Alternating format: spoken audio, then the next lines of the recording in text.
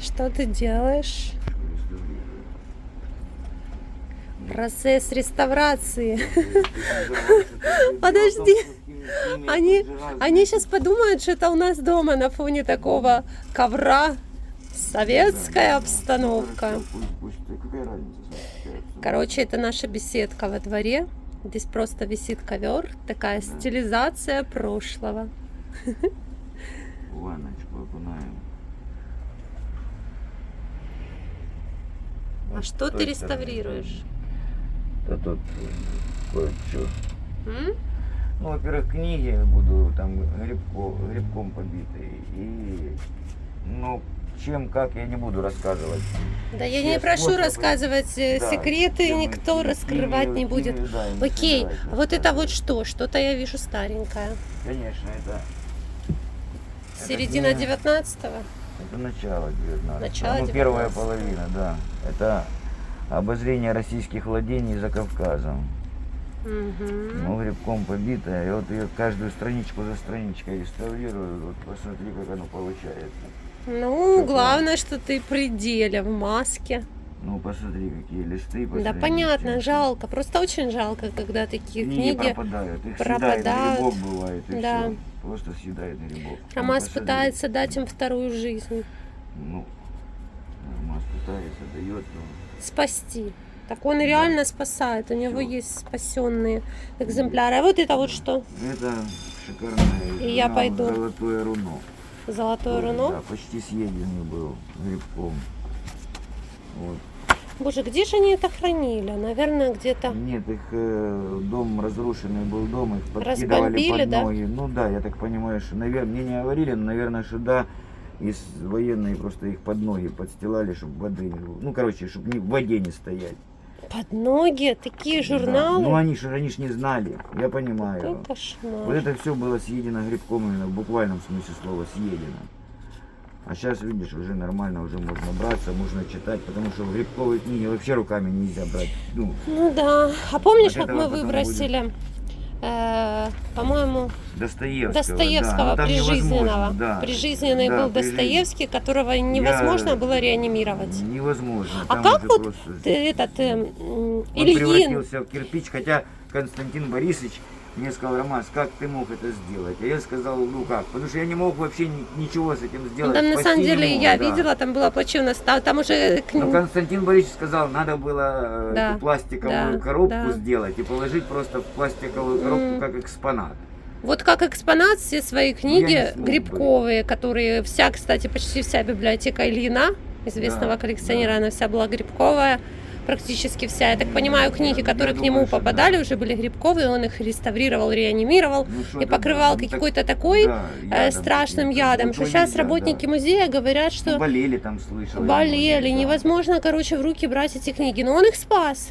Но Для читать того, их теперь да, невозможно. Да, но это, я считаю, это варварство, это убивание книг. Ну как, книгу не прочесть? Я не знаю, как можно... Она бы умерла, это все было в Я грибке. понимаю, но все равно, ну как, хотя Он в то время спасал, еще, может, не было таких Он химикатов. 50 лет, кстати, с самого Согласен. детства, я когда-то читала, с самого детства, он, еще будучи там Нет, ну, реставраторы, десятилетним говорят, был хороший, ребенком, конечно, да, его да, дедушка научил да. реставрировать по линии вот это матери римских Я Корсаковых, понимаю. научил реставрировать его книги. Представь, Ну, еще чем дед. пропитывал, он же неизвестно по сей А день. там такое, что страшно, они так и не смогли Ну да. разгадать секрет вот этого состава Да, химического. Да, да. Ну ничего страшного. Ладно, я пойду. У меня состав чуть другой, можно пользоваться, я потом промываю это все Ну водой да. проточной, все само Ну собой, да. все нормально. Все, Танюша, давай, не мешай мне. Потому что Доброго всем дня! Сегодня у нас 23 августа 2023 года, Харьков. Я продолжаю свой видеодневник. Сегодня у нас праздник, День освобождения города от фашистско-немецких захватчиков. Кстати, 80-летие, годовщина. Кто не знает, Харьков был в оккупации 641 день. И только с 4-й попытки удалось его освободить. Армии, 5 армий 3 фронтов проводили операцию по освобождению города. Если я не ошибаюсь, 18 дней это длилось. много людей при этом погибло, но город успешно освободили. Мои бабушки, прабабушки, бабушки и прабабушки моего мужа на момент оккупации, всю оккупацию были в Харькове. Никуда не выезжали с маленькими детьми. Прадедушки были в тот момент на фронте.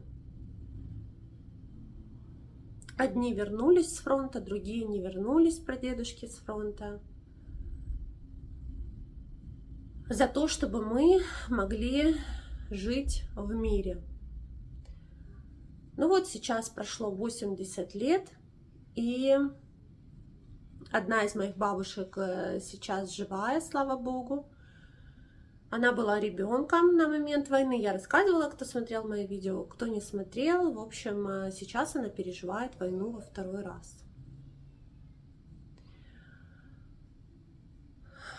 Я уверена, что мир уже близко. Мир обязательно наступит. Ну а пока хочу поздравить всех харьковчан с этим знаменательным и великим для нас днем. У нас всегда этот день сопровождался фейерверками. Вот сколько я себя помню, это всегда выходило очень много людей на площади. Был большой праздник, концерт обязательно. В общем, всегда столько было положительных эмоций в этот день.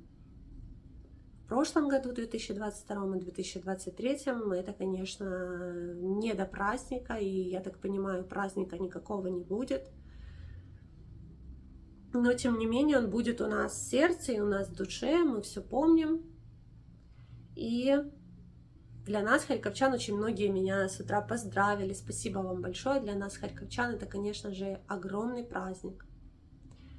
Он стал днем города, и вот с 43-го года это у нас День города. Мне сейчас, честно говоря, трудно обо всем этом говорить, трудно подбирать слова, потому что меня переполняют эмоции в связи с происходящими событиями. Хотелось бы, чтобы все было по-другому. Так, друзья, во-первых, я вчера почитала ваши комментарии. Спасибо большое всем, кто пишет комментарии, кто пишет слова поддержки. Я не перестаю благодарить вас. Очень важно, когда тебя поддерживают люди, когда много людей тебя поддерживает. Не обошлось без негатива, но на негатив я сейчас вообще стараюсь не обращать внимания. Потому что очень много позитива, очень много слов поддержки, очень много людей, которые понимают, что происходит, понимают и не поддерживают войну. Спасибо вам за это большое. Есть... вчера, кстати, наткнулась на такие какие-то там обсуждения по поводу автокресла. Столько было вообще слов. Знаете, вот я каждый раз удивляюсь, когда посыл видео один, а заканчивается, что люди в нем видят совершенно другое. Автокресло. Людей заинтересовало, почему же ребенок не в автокресле. Ну, у нас нет своей машины. Мы ездим с Амираном иногда на такси, когда мы опаздываем на занятия. Я вызываю совершенно обычное такси с более дешевым тарифом. Не знаю, возможно, можно вызвать такси с автокреслом. Ни разу не видела, но я думаю, что там тариф будет более дорогой. Но дело даже не в этом, а в том, что обычно он у меня сидит на руках, либо я пристегиваю его ремнем безопасности. Знаете, а еще хочу сказать такой момент, что после пережитого 2022 года в Харькове, а мы никуда не выезжали, мы были здесь, после всего, что мы пережили в прошлом году, сейчас почему-то вот люди не на том ставят акцент, и я понимаю, да, это тоже опасность, сидеть без автокресла, но хочу сказать, что когда над городом летают ракеты, наверное, это не самое страшное. Хотя в этом тоже есть доля правды. Нужно обязательно всегда думать о безопасности ребенка. Ну, в принципе, если вы думаете, что я не думаю о безопасности ребенка, я думаю о безопасности ребенка. Но мы просто поняли, что надо жить одним днем, и никогда не знаешь, где тебя может подстерегать смерть. Дальше я еще увидела такое. Люди стали спорить, люди с России, люди с Украины стали спорить друг с другом, у кого автокресло какой фирмы, какой марки, у кого дороже, у кого лучше, и у кого что же, как. Я почитала и, честно говоря, очень этому расстроилась. Мне кажется, не о том сейчас надо думать, у кого что, какой фирмы машина, у кого какой фирмы автокресло, у кого 3 автокресла, у кого 5 автокресел. Люди стали опять меряться достатком, меряться благополучием. Посыл видео был совершенно другой. Спасибо большое тем, кто понял, о чем было видео. И вообще вот о чем был сюжет с Амираном, когда мы ехали по городу. Я показывала дождливый Харьков. Мы ехали не очень, без настроения. Ну, ладно. Друзья, всем хорошего дня, хорошего настроения, мирного неба, крепкого здоровья. И помните самое главное, что все войны заканчиваются миром. Не забывайте ставить под видео палец вверх, подписаться на канал, кто еще не подписался, мне будет приятно, поставить колокольчик, вам будет всегда приходить уведомления о моих новых видео.